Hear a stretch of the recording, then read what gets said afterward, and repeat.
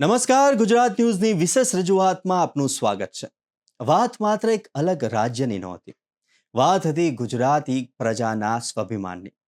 વર્ષ 1947માં જ્યારે ભારતનો સૂર્યોદય થયો ત્યારે ગુજરાતીઓએ વિચાર્યું હતું કે પોતાની ધરતી પર પોતાની ભાષાનું શાસન હશે. વર્ષ 1956માં કેન્દ્ર સરકારે જ્યારે દ્વિભાષી મુંબઈ રાજ્યની જાહેરાત કરી ત્યારે ગુજરાતના હૃદયમાં એક ફાડ પડી. મુંબઈ જેવી આર્થિક રાજધાની અને ગુજરાતની અસ્મિતાને એક જ ટોપલામાં ભેગી કરી દેવાનો એ નિર્ણય ગુજરાતીઓને મંજૂર નહોતો. એ સમયે દિલ્હીના દરબારમાં એવું માનવામાં આવતું હતું કે ગુજરાતીઓ તો વેપારી પ્રજા છે, એ તો માત્ર હિસાબ કિતાબમાં માને છે, એ આંદોલન શું કરશે? પણ દિલ્હી એ ભૂલી ગયું હતું કે આ જ ધરતીએ દુનિયાની સૌથી મોટી સલ્તનતને હચમચાવી દેનાર ગાંધી અને સરદાર આપ્યા હતા. જોઈએ તે વિશે એક ખાસ રિપોર્ટ. પ્રી ઇન્ડિપેન્ડન્સ બોર્ન અને ઘણા વર્ષો સુધી ભારતની આઝાદી પહેલાં અને પછીના કાળને મેં જોયેલો છે. 1947માં જ્યારે ભારત આઝાદ થયું અને 1950માં આપણું બંધારણ અમલમાં આવ્યું, ત્યાર પછી સરદાર પટેલે જુદા જુદા રજવાડાઓ, રાજ્યોને એકત્રિત અને સંપૂર્ણ ભારત બનાવ્યું. પરંતુ એ વખતે દરેક રજવાડાઓ, દરેક નાના નાના સ્ટેટ વગેરેને એકત્રિત કરવા માટે ભાષાવાર રાજ્યની રચના કરવા માટેનું એક યોજના કરવામાં આવી. એટલે ધારો કે કોઈની ભાષા તમિલ હોય, કોઈ સ્ટેટની ભાષા મલયાલમ હોય, કોઈની બંગાળી હોય, એટલે દરેકને એ ભાષા પ્રમાણેના સ્ટેટ બનાવવા એવો એક યોજના કરવામાં આવી અને એના માટેનું એક પંચ નિમવામાં આવ્યું. એ પંચે જુદા જુદા સર્વે કરીને કોને કયા વિસ્તારને શેમાં સમાવવા એ નક્કી કરવામાં આવ્યું. પરંતુ દરેક હિન્દી ભાષી સ્ટેટ અથવા તો બીજા સ્ટેટને તો કરવામાં આવ્યું, પણ પ્રશ્ન આવીને ઊભો રહ્યો ગુજરાત મહારાષ્ટ્રનો, અને એમાં મુંબઈ એ મુખ્ય કારણ બન્યું.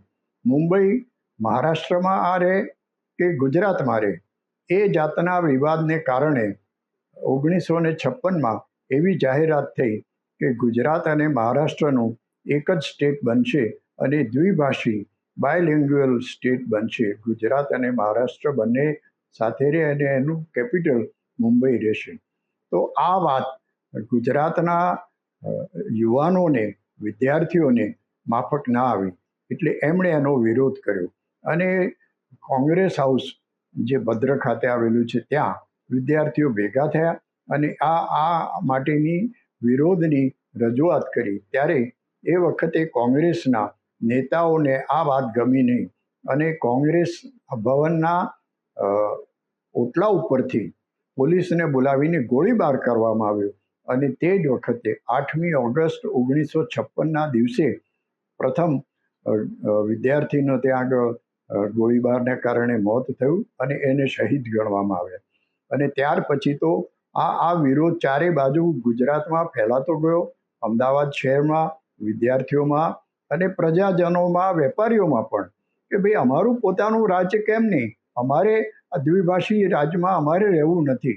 અને ધીમે ધીમે કરતાં એ આંદોલન જોર પકડાયું અને જૂના ગાંધીવાદી ઇન્દુલાલ યાજ્ઞિકની આગેવાની હેઠળ આ આંદોલનને મજબૂત બનાવવામાં આવ્યું.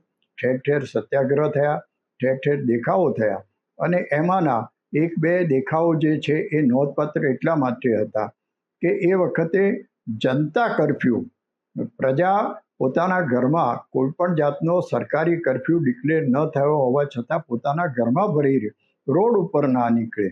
અને આ જાતનો જનતા કર્ફ્યુ ગુજરાતમાં, ખાસ કરીને અમદાવાદમાં સફળ થયો અને પોતાનો વિરોધ વ્યક્ત કર્યો. અને ત્યાર પછી તો કેટલાક વિદ્યાર્થીઓ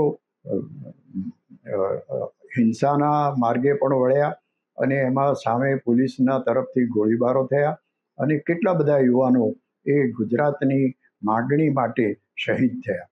અને એક બનાવ તો એવો બન્યો કે વિદ્યાર્થીઓએ એએમટીએસની બસોને હાઇજેક કરી અને પોતાની રીતે શહેરમાં ફેરવી, અને આ રીતે વિરોધ માટેના એક નવા દેખાવો થયા. ત્યારે ઇન્દુલાલ યાજ્ઞિકની આગેવાની હેઠળ આખું આંદોલન ચાલ્યું, અને પરિણામે 1958માં જે શહીદો થયા હતા એનું શહીદ સ્મારક કરવા માટેનું ઇન્દુલાલ યાજ્ઞિકે માગણી કરી, અને જે જગ્યાએ પહેલો શહીદ થયો હતો ત્યાં જ એનું એક સ્મારક બનાવવામાં આવે એવી માગણી ઊભી થઈ. પરિણામ એ આવ્યું કે એનો વિરોધ થયો, અને એના કારણે ઇન્દુલાલ યાજ્ઞિકની આગેવાની હેઠળ જનતા પરિષદ નામના રાજકીય પક્ષની સ્થાપના થઈ, અને એ વખતે 8મી ઓગસ્ટ 1958ના દિવસે સત્યાગ્રહ કરવાનું નક્કી થયું. અને એ સત્યાગ્રહમાં 3 દરવાજા પાસે ઇન્દુલાલ યાજ્ઞિકની આગેવાની હેઠળ લગભગ 30 જેટલા કાર્યકરો આગળ વધ્યા, અને સરકારે એમને પકડી લીધા અને એમને અટકાયત કરીને જેલમાં મોકલ્યા. આવા સત્યાગ્રહમાં મને યોગેશ ચુડગરને પણ એ વખતે હું વિદ્યાર્થી હોવા છતાં ભાગ લેવાનો મોકો મળ્યો, અને એ વખતે મારી પણ ધરપકડ થઈ અને મને જેલમાં મોકલવામાં આવ્યો, અને અમારી ઉપર 3 મહિનાની સજા જાહેર કરવામાં આવી. હું સાબરમતી જેલમાં જ્યારે ગયો ત્યારે ત્યાંના જેલર જે હોય એ અમારા દરેકની નોંધ કરતા હોય, ત્યારે એમણે મને પૂછ્યું કે અલ્યા, તારે મૂછનો દોરો તો ફૂટ્યો નથી, તું શું કરવા જેલમાં આવ્યો છું? ત્યારે મેં જોરદાર અવાજ કરીને કહ્યું, અમારે મહાગુજરાત જોઈએ છે. ત્યારે એ જેલરે મને કીધું કે તું ક્યાં ભણે છે? તો મેં કીધું સેન્ટ ઝેવિયર્સ કોલેજમાં ફર્સ્ટ યર સાયન્સમાં ભણું છું. તો મને કહે, તારે જેલમાં રહેવાનું, પણ તારે દર રવિવારે સાંજે જતા રહેવાનું, તારી કોલેજ એટેન્ડ કર, અને શનિવારે સાંજે તારે પાછા આવી જવાનું.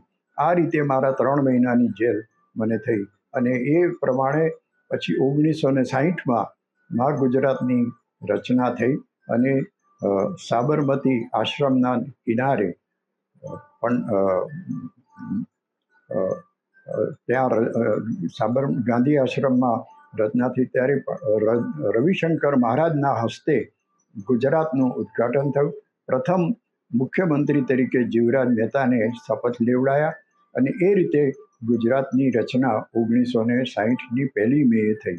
અને ત્યાર પછી આ ગુજરાત રાજ પોતાનું સ્વતંત્ર રાજ, ગુજરાતી ભાષા પોતાની માતૃભાષા હોય અથવા તો રાજ્ય ભાષા હોય એ રીતે સ્થાપના થઈ. આ રીતે આપણા ગુજરાતનું અસ્તિત્વ થયું. હવે આજની તારીખમાં અત્યારે આપણે જે ગુજરાતની અત્યારે ધારાસભા વગેરે વગેરે જોઈ રહ્યા છે, એ આ મહાગુજરાતના આંદોલનના પરિણામે હતી, અને એમાં હું સહભાગી હતો, એનો મને આનંદ છે. ગુજરાત આજે એક મોડલ સ્ટેટ છે.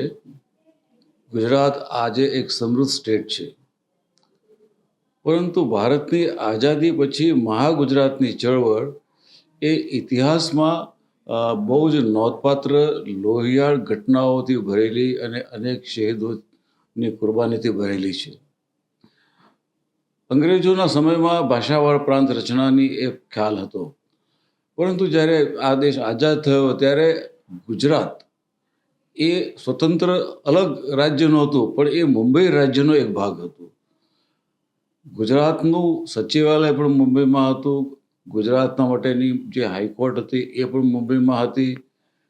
પછી ભારત આઝાદ થયું પછી એક ખ્યાલ આવ્યો જવાહરલાલ નહેરુના સમયમાં કે ભાઈ ભાષાવાળા પ્રાંત રચના હોવી જોઈએ. એ વખતે વડાપ્રધાન તરીકે જવાહરલાલ નહેરુ હતા, અને એ વખતે અવિભક્ત કોંગ્રેસ હતી. ઇન્દિરા કોંગ્રેસ કે એ પ્રકારની અલગ અલગ કોંગ્રેસ નહોતી. અને મોરારજી એ ગુજરાતના સર્વોચ્ચ નેતા ગણાતા હતા.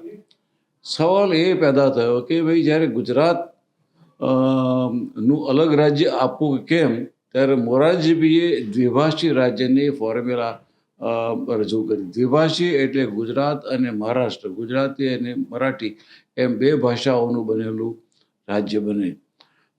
મોરારજીભાઈનો ખ્યાલ એવો હતો કે મુંબઈ જેવું એક સમૃદ્ધ શહેર અને બહુભાષી શહેર એ કોઈ એક રાજ્યનો ભાગ ન હોવો જોઈએ.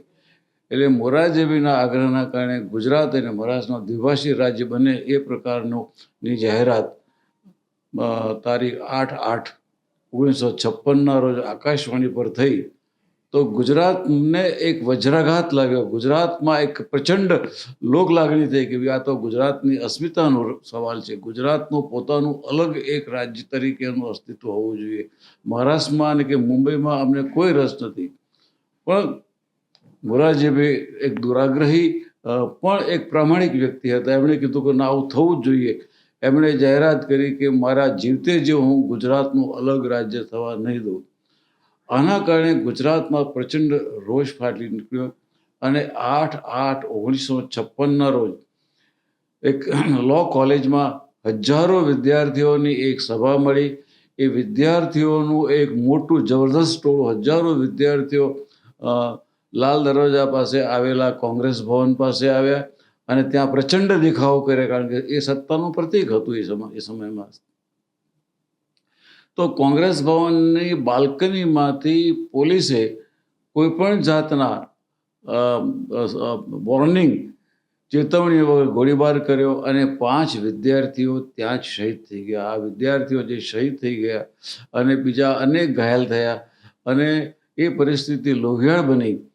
એના કારણે પછી એ 5 વિદ્યાર્થીઓના માથાના ખોપડીઓના માંસના લોહિયાળ લોચા સાથે વિદ્યાર્થી આગેવાનો નજીકમાં આવેલી ગુજરાત ક્લબમાં ગયા. અને ગુજરાત ક્લબમાં એક વકીલોની ક્લબ હતી અને વકીલોને આગળ રજૂઆત કરી. વકીલો પણ ચોંકી ઉઠ્યા અને એ જ જઈને કોંગ્રેસના આગેવાનો પર રજૂઆત કરી. કોંગ્રેસના આગેવાનો કોઈ એની પર ધ્યાન આપ્યું નહીં અને એ વખતના એક મોટા કોંગ્રેસના નેતા ઠાકોરભાઈ દેસાઈએ એક સ્ટેટમેન્ટ કર્યું કે બંદૂકની ગોળીઓ પર કોઈના નામ કે સરનામા હોતા નથી.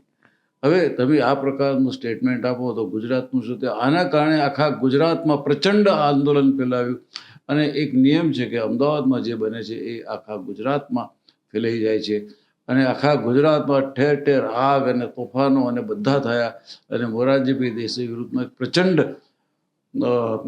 જુવાળ પેદા થયો અને દ્વિભાષી રાજની નો વિરોધ કરવા માટે ઇન્દુલાલ યાજ્ઞિક એ મહાગુજરાતની ચળવળના પ્રણેતા બન્યા અને ઇન્દુલાલની યાજ્ઞિકની આગેવાનીમાં મહાગુજરાતનું આંદોલન શરૂ થયું અને એને ગલી ગલી મેં ગુંજે નાથ હમ લેકે રહેંગે મહાગુજરાતનો નારો એક જબરદસ્ત શરૂ થયો અને એ આંદોલન એટલું લાંબુ ચાલ્યું કે એ જમાનામાં કોંગ્રેસીઓએ કેટલાય કોંગ્રેસીઓએ કોંગ્રેસ છોડી દીધી અને મહાગુજરાત જનતા પરિષદ જે ઇન્દુ ચાચાએ શરૂ કરેલી એમાં એ બધા જોડી ગયા અને એ બધા અલગ ગુજરાત પોતાનું રાજ્ય હોવું જોઈએ એ પ્રકારની માગણી કરવામાં આવી. હવે વાત કરીએ વર્ષ 1960. વર્ષ 1960માં સ્થાપના બાદ શૂન્યમાંથી સર્જન કરી ગુજરાત આજે ફાર્મા, ડાયમંડ અને એનર્જી ક્ષેત્રે વિશ્વનું ગ્રોથ એન્જિન બન્યું. વાઇબ્રન્ટ ગુજરાત અને ગિફ્ટ સિટી જેવા પ્રોજેક્ટ્સ દ્વારા ગુજરાતે આર્થિક સમૃદ્ધિના નવા દ્વાર ખોલીને રોકાણકારો માટે લાલજાજમ બિછાવી. સ્ટેચ્યુ ઓફ યુનિટી અને આધુનિક ઇન્ફ્રાસ્ટ્રક્ચર થકી પ્રવાસન ક્ષેત્રે હરણફાળ ભરી ગુજરાતે પોતાની સંસ્કૃતિને વિશ્વ ફલક પર ગુંજતી કરી છે. આજે 6.5 કરોડ ગુજરાતીઓના પરિશ્રમથી ગુજરાત આત્મનિર્ભર અને વિકસિત ભારતના સપનાને સાકાર કરવામાં અગ્રેસર છે. જોઈએ તે વિશે એક વિશેષ અહેવાલ. જ્યાં જ્યાં વસે ગુજરાતી ત્યાં ત્યાં સદાકાળ ગુજરાત. 1 મે 1960 ગુજરાત જ્યારે સ્થાપના થઈ, ગુજરાત રાજ્ય બન્યું અને રાજ્ય મળ્યું. એ માત્ર રાજ્ય નહોતું મળ્યું પણ ભારતની સંસ્કૃતિ, ભારતની અસ્મિતા એ આખી ગુજરાતમાં ઉતરી અને આવી હોય અને ગુજરાતીઓને, માત્ર ગુજરાતીઓને નહીં પણ આખા ભારતીયોને ક્યાંક ને ક્યાંક સંસ્કારનું સિંચન કરાવતું હોય એવા રાજ્યની આ સ્થાપના થઈ. 1 મે ગુજરાત સ્થાપના દિન નિમિત્તે સૌપ્રથમ આપ સૌને ખૂબ ખૂબ શુભકામનાઓ. ગુજરાતે એની સફરમાં રાજ્યથી લઈ અને અલગ અલગ સફર 1960થી લઈ આજે 2026 સુધીમાં અલગ અલગ પ્રકારના એટલા ઉતાર ચઢાવ પણ જોયા. પણ ગુજરાત વિકસતું ગયું અને એની વણથંભી વણઝાર એ આગળ વધતી ગઈ. વિકાસની વણથંભી વણઝાર એટલી બધી આગળ વધતી ગઈ કે 1960નું ગુજરાત એક સમયના મિલ માલિકો એમ કહેવાય ભારત દેશમાં જ્યારે વસ્યા ત્યારે ગુજરાતથી આવતા હતા. એ ગુજરાતમાં વસેલું એ મિલ કલ્ચરથી લઈ આજે તમે જોઈ શકો છો કે ગુજરાત એક ગ્લોબલ વૈશ્વિક સ્તર ઉપર એક પોતાની મોટી નામના કરી રહી છે. અલગ અલગ રાજકીય પક્ષો આવ્યા, અલગ અલગ મુખ્યમંત્રીઓ પણ જોયા, પક્ષોની વિચારધારાઓ પણ જોઈ, પણ એની સાથે ક્યાંય વિકાસને અટકતો નથી જોયો, ક્યાંય કોઈએ વિકાસને રૂંધાવા નથી દીધો. આની પાછળ જો કોઈ બળ કામ કરતું હોય તો એ માત્ર ને માત્ર ખમીરવંતી ગુજરાતીઓની ગાથા, ખમીરવંતી ગુજરાતીઓનો એક વિશ્વાસ એની પાછળ એક બળ તરીકે કામ કરે છે. આ ગુજરાત હજી ને હજી વિશ્વ ફલક ઉપર પોતાનું નામ કરતું રહે. આજે આપણે જોઈએ છીએ કે પ્રધાનમંત્રી નરેન્દ્ર મોદી ગુજરાતથી આવે છે એટલે ગુજરાતના પનોતા પુત્ર દેશ પર વહીવટ કરે છે. આની પહેલાં પણ મોરારજી દેસાઈ જેવા ગુજરાતી આપણને મળ્યા છે અને ઘણા ઘણા નામ લેવા જઈએ તો કદાચ ઓછા પડે. એ જ રીતે ઇતિહાસના પાનાઓ ઉપર વીરતાની વાત હોય, ક્યાંક વીરથી લઈ એટલે વીરતાની વાત હોય કે ક્યાંક રાજકીય વાત હોય, ગુજરાતે હર હંમેશ અગ્રેસર રહ્યું છે, અગ્રેસર રહેતું રહેશે. એ જ શુભકામના સાથે ફરી એકવાર જય જય ગરવી ગુજરાત. તો આજે ગુજરાતનો સ્થાપના દિવસ અને ગુજરાતના સ્થાપના દિવસે આજે દેશ અને દુનિયાના ખૂણે ખૂણે વસતા ગુજરાતીઓમાં એક અનેરો ઉત્સાહ જોવા મળી રહ્યો છે, જેઓ પોતાની મહેનતથી 7 સમંદર પાર પણ ગુજરાતની સંસ્કૃતિને ધબકતી રાખી રહ્યા છે.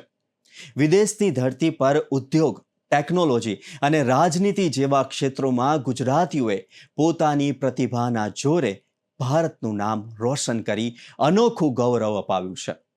જ્યાં જ્યાં વસે એક ગુજરાતી ત્યાં ત્યાં સદાકાળ ગુજરાતની ઉક્તિને સાર્થક કરી રહ્યા છે. તો ચાલો વિશ્વ ફલક પર ગુંજતા આ ગૌરવવંતા ગુજરાતીઓના અદ્ભુત પ્રદાન પર જોઈએ અમારો આ વિશેષ અહેવાલ. અને ગુજરાતની એક વિશિષ્ટ વાત કરવી છે, વિદેશમાં વસતા ગુજરાતીઓ. આપણને એમ લાગે છે કે તો એનઆરઆઈ છે, ગુજરાત છોડીને જતા રહ્યા છે, એનઆરજી છે, પણ ના, આપણો ગુજરાત સરકારનો તો આખો એક વિભાગ ચાલે છે એનઆરજીનો, અને આ બધા લોકો આપણે ત્યાં ખૂબ બધું મોટું યોગદાન પણ કરે છે. પ્રવાસી ભારતીય દિવસ આપણે ત્યાં ઉજવાય છે, એ મહાત્મા ગાંધીના નામે ઉજવાય છે. ગાંધીજી પણ એક એવા ગુજરાતી હતા જે વિદેશની અંદર ગયા. આપણે ઘણા રાજવીઓ, હું ગોંડલ સ્ટેટમાં મોટો થયો, મહારાજા ભગવતસિંહજી જેવા ઘણા રાજવીઓ જે છે એ પણ પ્રદેશની અંદર જઈને ભણ્યા. વિદેશની અંદર જઈને ત્યાંનું સારું સારું જે ઉત્તમ કહેવાય એવું જ્ઞાન, એવી કેળવણી, એવી શિસ્ત, એવી જાહેર શિસ્ત, એ બધું શીખીને અહીં આ બધા લઈ આવ્યા અને પોતાના વતનને ડેવલપ કરવાનો પ્રયાસ કર્યો. આ થઈ એનઆરજીઓની એક પેઢી. હવે જે એનઆરજીઓ છે એ જરા વિશિષ્ટ પ્રકારના છે. હું બધે ફર્યો છું, 40 જેટલા દેશ ફર્યો છું. એની અંદર આફ્રિકા, ઓસ્ટ્રેલિયા, અમેરિકા, આપણો એશિયા અને યુરોપ, બધે ક્યાંય એવો દેશ નથી જ્યાં ગુજરાતીઓ. આ પ્રદેશમાં રહેતા ગુજરાતીઓ બહુ જુદી રીતે જીવે છે. એ લોકો પોતે ગુજરાતને સાચવીને બેઠા છે. મોટાભાગના પોતે ભણતા હોય અને પછી ત્યાં ગયા હોય અને કરિયર બનાવી હોય, એટલે એમને એક વતનનો જે ખાલીપો અને જુરાપો લાગે એ સાચવવા માટે ત્યાં દિવાળી ઉજવે, જન્માષ્ટમી ઉજવે, વિવિધ પ્રકારના બધા અમારા જેવા લેખકો, વક્તાઓને બોલાવે, ત્યાં સંગીતના બહુ સરસ મજાના કાર્યક્રમો કરે, અને અલ્ટિમેટ કંઈ પણ હોય તો ગરબા. ગરબાએ બધાને ત્યાં ગુજરાત જીવતું રાખ્યું છે દુનિયાભરની અંદર. અને શિયાળાનો સમય હોય ત્યારે આ યાયાવર પંખીઓની જેમ ત્યાં હાર્ડ વિન્ટર હોય ને આપણે ત્યાં ગુલાબી ઠંડી હોય, અને કાળઝાળ અત્યાર જેવી ગરમી ન હોય, ઉનાળા જેવી, તો બધા આવે અને હળે ભળે પોતાના વતનની અંદર જાય.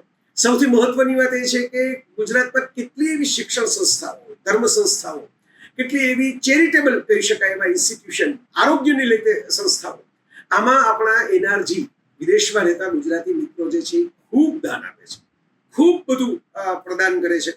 અને કેટલી બધી સંસ્થાઓ તો એના જોડે ટકેલી છે, ચાલેલી છે. કેટલા બધા લોકો ખૂબ જાણીતા થયા છે આવા દાન આપી આપીને. કેલિફોર્નિયાની અંદર એવા લોકોને, એક તો અમે નથી રહ્યા ઉકાભાઈને ઓળખતો, બીયુ પટેલ, એક કિરણભાઈ પટેલ ફ્લોરિડા વાળા, જૈન મિત્રો, પાટીદાર મિત્રો, અમારા સુનિલ નાયક જેવા આઈનામાં સૌથી મોટો જે ગુજરાતી પર્વ કહેવાય, ગુજરાતી ઉત્સવ કહેવાય, એ ચાલો ગુજરાતનો, જે કેટલા વર્ષોથી અમેરિકાની અંદર ટ્રેન્ડ સેક્ટરની જેમ ઉજવે છે. આવા બધા લોકોને તો હું ઓળખું છું વ્યક્તિગત રીતે કે જે પ્રદાન કરતા હોય. આપણી અલગ અલગ પ્રકારના મંદિરો, હવેલીઓ, એ બધાને સાચવીને ત્યાં બેઠા હોય. અને બીજા દેશોમાં પણ છે. લંડનની અંદર લોર્ડ ડોલર પોપટ કે રમેશભાઈ સચદેવ જેવા લોકોને પરિચયમાં આવ્યો મોરારી બાપુની કથાને કારણે. ત્યારે ખબર પડી કે ભાઈ યુકેની અંદર તો લેસ્ટર જેવો આખો એક વિસ્તાર છે જે વર્ષોથી ગણાય છે કે મિની ગુજરાત જ છે. અને કેટલા બધા ગુજરાતીઓ ત્યાં મેહર કોમ્યુનિટીના, લોહાણા કોમ્યુનિટીના અને અન્ય જાત જાતનું કામ કરી રહ્યા છે. કોઈ પત્રકારત્વમાં, કોઈ કળાના ક્ષેત્રની અંદર. અને લંડન સિવાય પણ આપણે સિંગાપોર જાઓ, તમે થાઈલેન્ડ જાઓ, તમે વિયેતનામ જાઓ, તમે ઓસ્ટ્રેલિયા જાઓ, તમે ન્યુઝીલેન્ડ જાઓ, ગુજરાતીઓ ચારે બાજુ તમને જોવા મળશે. દરેક સિટીમાં ગુજરાતી સમાજ છે. હું યુરોપની અંદર ઓછા હતા શરૂઆતની અંદર, યુકેને બાદ કરતા, પણ પછી એક નવી જનરેશન આવી જે ટેકનોક્રેટ જનરેશન હતી, તો એમણે 21મી સદીની શરૂઆતમાં અલગ અલગ જગ્યાએ જવાનું શરૂ કર્યું. તો આજે એ લોકો પણ અલગ અલગ જગ્યાએ ગુજરાતી, મ્યુનિક હોય, બર્લિન હોય, આપણા સ્કેન્ડિનેવિયન દેશો, નોર્વે, ફિનલેન્ડ, એવી બધી જગ્યાએ પણ ગુજરાતી સમાજ છે. ડેનમાર્ક, અને ત્યાં આપણા ગુજરાતી રેસ્ટોરન્ટ છે, ગુજરાતી ખાણીપીણી મળે, ગુજરાતી ફિલ્મોના ઉત્સવ થાય, ફિલ્મ ફેસ્ટિવલ થાય. હું એમાં પણ ભાગ લેવા માટે જઈ ચૂક્યો છું. તો મિત્રો, આ ગુજરાતીઓ જે છે એ માત્ર પરદેશ જતા રહ્યા છે એવું નથી. ઘણા લોકોને એવી એક વિચિત્ર છાપ છે કે આ ફોરેન જતા રહેલા બધા ગુજરાતીઓ તો ગુજરાત દ્રોહી કહેવાય, કારણ કે ગુજરાતમાં રહેતા નથી. સાવ ખોટી વાત છે. એટલા માટે કે એ લોકો ઘણું બધું કોન્ટ્રીબ્યુશન એ મોકલે છે. મેં ચેરિટીની દાનની વાત કરી. આપણે જગદીશભાઈ ત્રિવેદી જેવા મિત્રો વિદેશમાં કાર્યક્રમો કરે, કરોડો રૂપિયાનું દાન કંઈ કરી ચૂક્યા છે. એવા તો ઘણો બધા કિસ્સાઓ છે, બધાનો તો સમય નથી. પણ ચેરિટી ઉપરાંત પણ એ લોકો પોતાના સગાવાલાને, પોતાના અહીં રહેતા મા બાપને, બીજા બધા જે સ્વજનો હોય એમને, પોતાના વતનના ગામમાં મિત્રોને જે મદદ મોકલે, વસ્તુઓ મોકલે, એની પણ એક મોટી ઇન્કમ છે ભારતની અંદર. ચોપડે ચડેલી, ખાસ સ્પેશિયલ ગણી શકાય. અને અલગ અલગ દેશોમાં, ઈરાનમાં હોય કે ઇઝરાયલમાં હોય, ગુજરાતીઓ તો બધી જગ્યાએ છે. ઈરાનમાંથી તો પારસીઓ અહીં આવી ગયા, એ ગુજરાતી થઈને રહ્યા. અને જે સાઉદીના કે એવા બધા દેશો છે ત્યાં પણ છે ગુજરાતીઓ. યુએઈમાં ખૂબ બધા છે, વેપારની અંદર છે, ભાષા બોલાવવા માંડે ત્યાં એટલી હદે છે. અને આપણે ગુજરાતીઓ બહુ ક્રાઇમમાં નથી પડતા, હેપી ગો લકી ટાઈપના ફેમિલી ઓરિએન્ટેડ લોકો છીએ. એટલે બીજા બધા લોકોને આપણી સાથે હળવા મળવામાં પણ મજા આવે છે. ખાસ કરીને આપણા લગ્નો જે છે મેં જોયું છે કે પરદેશમાં રહેનારી વ્યક્તિઓ હોય, આફ્રિકાની હોય કે અમેરિકાની હોય, એ યુરોપની હોય કે ઓસ્ટ્રેલિયાની હોય, એમને ગુજરાતી વેડિંગ એટેન્ડ કરવા બહુ ગમે છે. એક તો આપણે બધા સાચવીએ બહુ લગ્નની અંદર, ખવડાવી પીવડાવી મજા કરાવીએ, અને બીજા આપણા રંગબેરંગી ઝાક જમાળની તામઝામ જે હોય એનો જલસો બધાને ખૂબ ગમે છે. તો આજે ગુજરાતનો સ્થાપના દિવસ અને ગુજરાત સ્થાપના દિને આજે એ રમતવીરોને વંદન કરવાનો અવસર છે કે જેમણે મેદાનની ધૂળથી લઈને ઓલિમ્પિક્સના મંચ સુધી ગુજરાતના ખમીરનો પરચમ લહેરાવ્યો છે. તો ક્રિકેટના મેદાનમાં ચોગ્ગા છગ્ગા હોય કે પછી પેરા એથ્લેટિક્સ અને શૂટિંગમાં મળેલા સુવર્ણ પદકો, ગુજરાતી ખેલાડીઓએ સાબિત કર્યું છે કે તેમના લોહીમાં માત્ર વેપાર નહીં પણ વિજયનું જનૂન પણ છે. દેશ અને વિદેશની ધરતી પર ગુજરાતનું નામ રોશન કરનાર આ યુવા પ્રતિભાઓ આજે રાજ્યની નવી અને આધુનિક ઓળખ બનીને ઉભરી રહ્યા છે. તો ચાલો રમતગમત ક્ષેત્રે ગુજરાતની આ વિજયગાથા અને ખેલાડીઓના સંઘર્ષને રજૂ કરતો આ વિશેષ રિપોર્ટ જોઈએ. ગુજરાતમાં રમતગમત, જ્યારે આ વિષય ઉપર વાત કરવી હોય તો પહેલાંના જમાનામાં એકાદ બે ખેલાડીઓના નામ લઈને તમે ગુજરાતની રમતગમતની ચર્ચા કરી શકતા હતા. આજે ફલક વિસ્તર્યું છે. છેલ્લા 15-20 વર્ષની અંદર જેને કહેવાય કે જનજાગૃતિ આવી છે. ખેલ મહાકુંભની વાત કરો કે ભાઈ ખેલો ઇન્ડિયાની વાત કરો કે ઓલિમ્પિક્સની વાત કરો, તમે કોમનવેલ્થ ગેમ્સની વાત કરો, એશિયન ગેમ્સની વાત કરો, તો આજે આ તમામે તમામ વિષય ઉપર લોકોને જાણવાની ઉત્કંઠા આવી છે. કંઈક નવું જાણવું, કંઈક નવું રમતગમત વિશે જાણવું એ લોકોને ક્યાંક ગમવા લાગ્યું છે. દરેક ફિલ્ડમાં તમે ગીત શેટ્ટી સાહેબનું નામ લઈ લો, એ તો બહુ, જ્યારે પહેલાં વાત કરતા હતા તો એક બે એવા ખેલાડીઓ હતા કે જેમનું નામ આપણે લઈને રમતગમતની એ કરતા હતા. અત્યારે ટેબલ ટેનિસની વાત કરો, માનવ ઠક્કર છે, હરમીત દેસાઈ છે. સ્વિમિંગની વાત કરો, માના પટેલ છે. તમે ટેનિસની વાત કરો તો જીલ દેસાઈ છે, અંકિતા રૈના છે. તો દરેકે દરેક રમતોમાં અત્યારે ઇયરમાર્ક થયેલા ખેલાડીઓ તમારી પાસે. સપોર્ટ કેટલો જબરજસ્ત છે. સરકારનો જે સપોર્ટ છે, સરકારની જે યોજનાઓ છે, સરકારની યોજનાઓ ખેલાડીઓ માટે એટલી બધી લાભદાયી છે કે આજે ખરેખર કોઈ વ્યક્તિ એક રમતગમતને કેરિયર તરીકે લેવું હોય તો એ લઈ શકે છે.